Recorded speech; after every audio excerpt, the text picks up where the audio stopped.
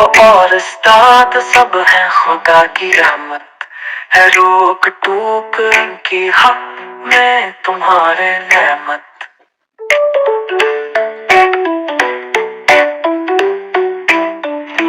कड़वी नसीहतों में इनकी भरा है इमरत, चाहो अगर बड़ाई तो कहना बड़ों का मानो। माँ बाप का अजीजों माना न जिसमें कहना दुश्वार है, जहाँ में इज्जत से इसका रहना।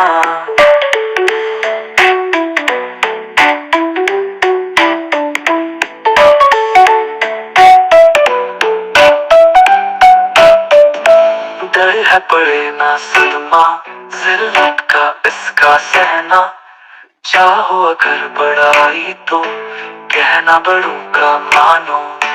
तुमको खबर नहीं कुछ अपने भले बड़े की, जितनी है उम्र छोटी उतनी है अक्ल छोटी है, बेहतरी उसी में है जो बड़ों की मर्जी, चाहो अगर बड़ाई तो कहना बड़ों का मानो।